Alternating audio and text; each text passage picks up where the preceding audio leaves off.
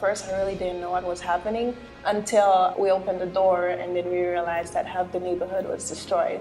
FAU grad Kestride Estil moved from Port-au-Prince, Haiti to South Florida after the 2010 earthquake devastated her homeland. In Haiti, people make their houses out of anything they can find. Any little shake breaks everything. After the quake, there was enough debris in Port-au-Prince to fill a line of shipping containers stretching end to end from LA to Charlotte, North Carolina. There's not really a good waste management program in Haiti overall. There's trash lining the streets. I wanted to do something about it.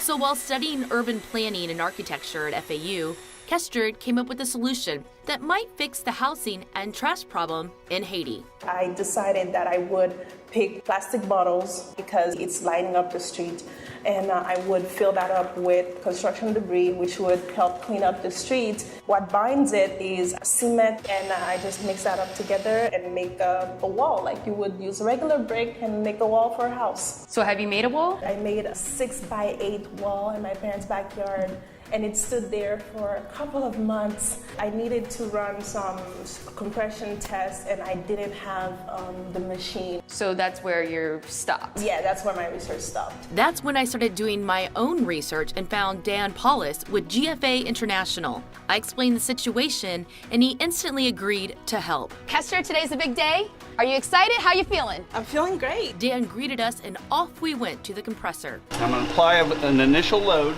of 10% to the cylinder. For the first time, Kestride's work was put to the test. And thanks to the help of GFA International, she can continue her research on helping solve the housing and trash crisis in Haiti.